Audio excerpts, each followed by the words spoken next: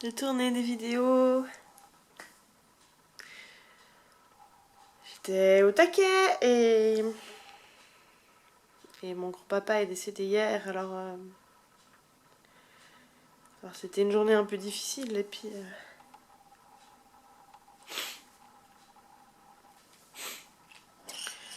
du coup je vais juste boire un petit café, une petite tasse moumine et prendre du temps pour assimiler tout ça. C'est assez bizarre parce que j'ai des moments où ça va et j'ai des moments où ça va pas du tout et ça fait vraiment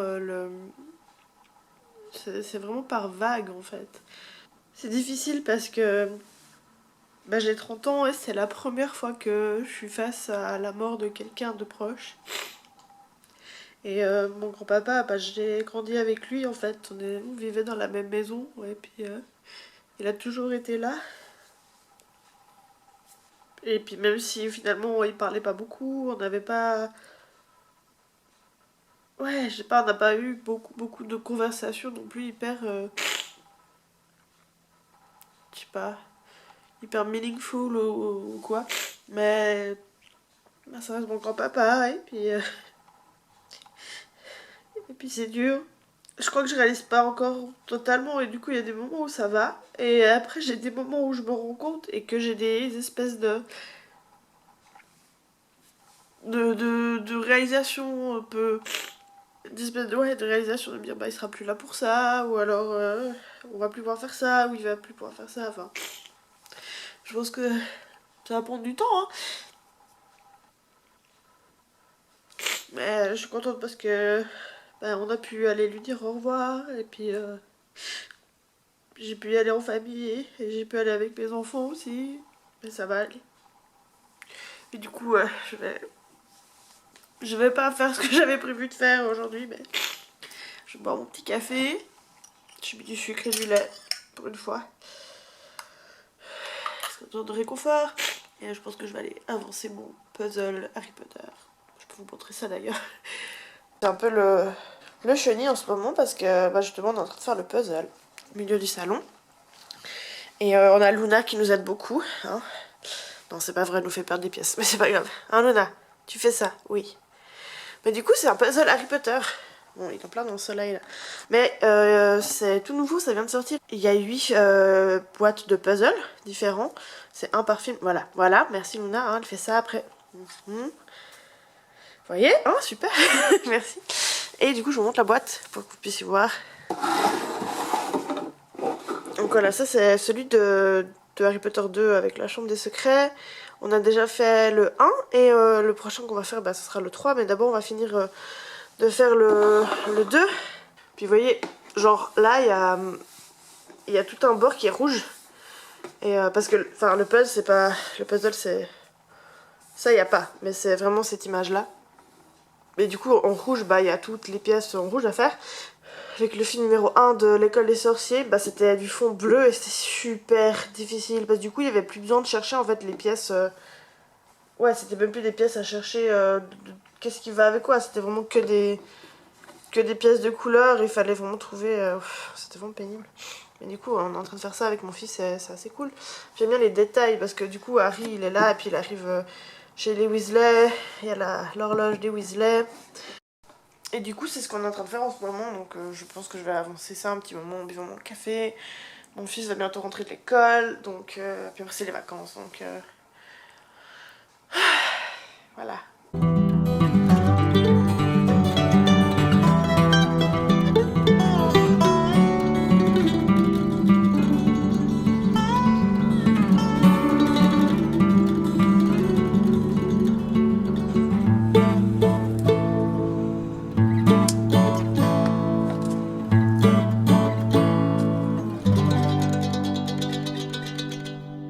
Donc ça c'est la montre que j'ai reçue à mon anniversaire de la part de mon grand-papa et au lieu qu'elle sèche, on va l'accueillir puis on va faire un du thé avec.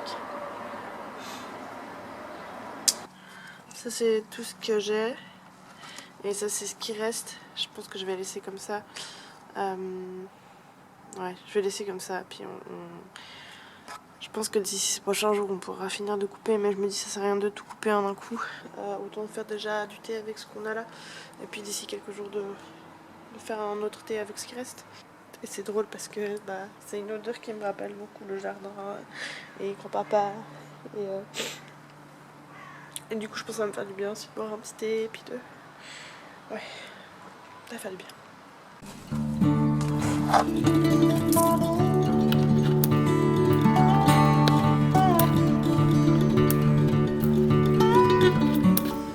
Le truc c'est que là il fait encore beau et ma menthe elle peut continuer à pousser encore un peu, sauf qu'on est mi-octobre et je sais pas quand il y aura du mauvais temps, quand il va faire froid, et j'ai pas envie de perdre cette menthe en fait. J'ai envie de pouvoir l'utiliser, donc ouais, je me dis que je vais la couper en entier, ou du moins en le plus que je peux. Puis si elle continue à pousser un peu, bah tant mieux, on verra. Mais ouais, je me dis quand même, mi-octobre, c'est le moment ou jamais.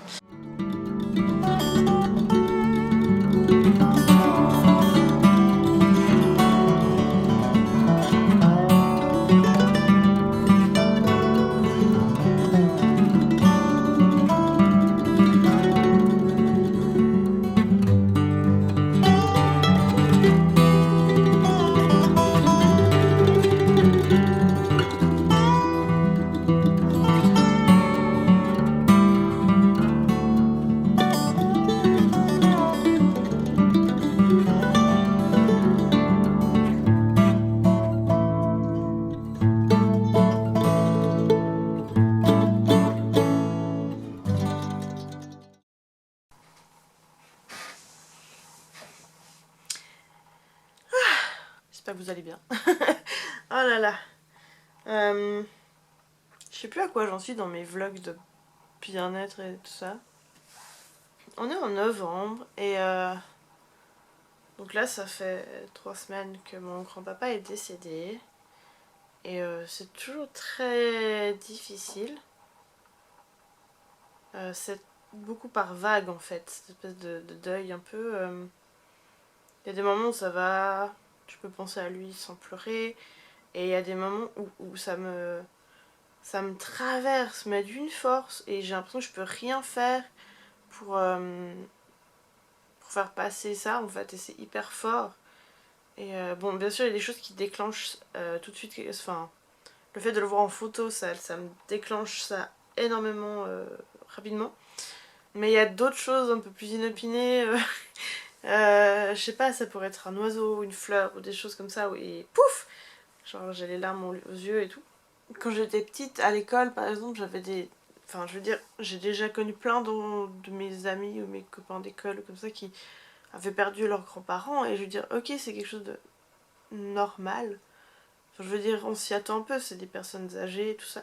Quand j'étais petite, on vivait dans la même maison. On avait une maison avec 2 étages. Moi, je vivais au premier avec ma maman et puis ma soeur. Et au second, il y avait mes grands-parents. Et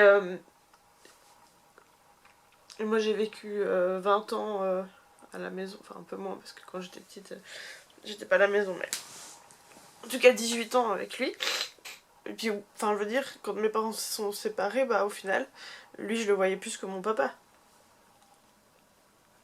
Enfin, il y a un peu ce genre de truc où c'est une figure hyper importante pour moi. Et j'ai un peu de la peine à réaliser qu'il est plus là en fait. Qu'il est plus... Qu'il existe plus physiquement. Enfin que... Enfin c'est un truc très bizarre en fait. Parce que je sais qu'il est toujours là. Parce que je le vois dans la nature, il est là. Je le ressens.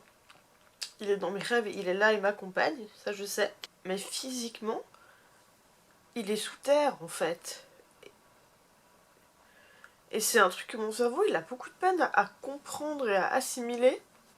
Et au final, qu'il y a des trucs que je peux pas lui demander ou que je peux pas lui raconter. Enfin, c'est très très bizarre comme sensation en fait, de se dire que je sais qu'il est plus là, mais qu'il est là. Peut-être c'est ça aussi qui fait que c'est bizarre. Peut-être que quand on croit que quelqu'un meurt et qu'il n'est plus là du tout, c'est douloureux, mais je sais pas. Je vais pas dire que c'est plus facile, de toute façon c'est difficile, mais je sais pas. Et puis j'ai passé beaucoup de temps à regarder un peu les albums photos, et puis je me suis rendu compte qu'il était encore plus présent que ce que j'avais imaginé en fait. Il est beaucoup sur les photos avec moi, et il a fait plein de choses pour moi quand j'étais petite, et aussi en tant qu'adulte. Et il a toujours été adorable avec mes enfants, et mes deux enfants ont son prénom comme deuxième prénom. Et quand je savais que j'étais enceinte de Samuel et que je savais que ce serait un garçon, j'avais déjà dit à tout le monde que j'allais l'appeler Samuel. Sauf que je n'avais pas dit que j'allais lui donner comme deuxième prénom le nom de mon grand-père. Et puis du coup, c'était une surprise. Et du coup, pendant que j'étais enceinte de Samuel, j'ai appris en fait que le deuxième prénom de mon grand-père, c'était Samuel. Parce que c'était le nom de son père. Et quand j'ai appris ça, j'avais juste envie de lui partager, envie de lui raconter que j'allais lui donner son prénom, mon deuxième nom, et puis que ça serait trop drôle. Mais c'était une surprise, bref. Et puis, je sais pas, il y a toujours eu un lien très spécial entre Samuel et puis lui. Je sais pas, il y a peut-être 3, 4, 5 ans maximum. Il a écrit un livre, mon grand-papa, sur sa vie en fait, sur ce qu'il a fait quand il était jeune. Il a grandi dans une ferme. Et puis après, il raconte comment il est venu vivre en ville. Et puis comment il a... Enfin, il raconte un peu son enfance et puis un peu sa vie. Mais c'est très beau, mais c'est très factuel en fait. Euh, c'est très détaché. Par exemple, quand il parle de la mort de son père, il dit juste que son père est décédé. Il en parle pas, il parle pas de ses sentiments, il dit pas comment il s'est senti. Il parle aussi de ce qu'il faisait à la ferme sans dire qu'est-ce qu'il ressentait, qu'est-ce que ça le faisait penser. Enfin, il n'y a pas toute cette dimension-là. Il y a une page où il raconte la naissance de Samuel et c'est la seule page où on voit en fait toute l'émotion qu'il avait et tout l'amour qu'il avait pour sa famille. Parce qu'il parle de Samuel avec beaucoup d'amour et il parle de moi aussi avec beaucoup d'amour et il me manque. Et sur toutes les photos où il est avec moi, on voit à quel point il me regarde avec bienveillance, avec tellement d'amour. Moi, ce que j'ai récupéré, c'est ces mouchoirs en tissu. Moi, ça tombe bien. Quand j'étais petite, j'étais la seule à utiliser des mouchoirs en tissu. À part mes grands-parents, ma grand-mère, pas beaucoup, mais... Et il y avait une fois où j'avais été malade, j'avais le rhume et puis j'avais plus de mouchoirs en tissu. Et puis j'étais allée chez lui pour en prendre un ou deux. C'était tellement cool. Parce qu'ils sont tellement grands. Ils sont tellement grands. Et il y en a d'autres qui sont encore plus grands. Et puis, il y en a, ils ont écrit... ils ont un G, là, pour son prénom. Ils ont un petit G brodé. Et quand j'étais petite, je trouvais trop fou qu'ils aient un G. Parce que je devenais trop fou. Pour grand-papa, c'est un G. Et je trouvais bizarre parce que ma grand-mère, elle avait pas de G en fait pour grand-maman sur ces trucs. Elle avait un S pour son prénom, puis je comprenais pas. Enfin bref. Ce qui est fou, c'est que j'ai eu plein de signes de sa présence en fait aussi. Et puis il y a eu la fois où, avant qu'il parte à l'hôpital en fait, je lui ai écrit une lettre avec plein de choses dedans où je lui disais que je l'aimais. Parce que j'avais vraiment cette intuition en fait que c'était bientôt la fin. On voyait qu'il allait pas très bien, mais c'était pas non plus hyper flagrant, mais j'avais cette intuition en fait que j'allais bientôt plus le voir. Et en fait, c'est la dernière fois que je l'ai vu avant qu'il aille à l'hôpital. Après, je l'ai vu à l'hôpital, mais du coup, cet anniversaire, en fait, fin août, ben, je lui ai donné cette lettre. Je lui ai fait un petit tableau aussi de sa fleur préférée. Je lui ai écrit une lettre et tout. Et après, il a écrit une carte à mes enfants. Et il y en a une que j'ai lue, c'était celle de Samuel, je l'ai lue, et puis c'était joli. Il lui disait je t'aime. Ça aussi, c'était super surprenant parce que il le disait jamais vraiment. Et il l'écrivait pas non plus.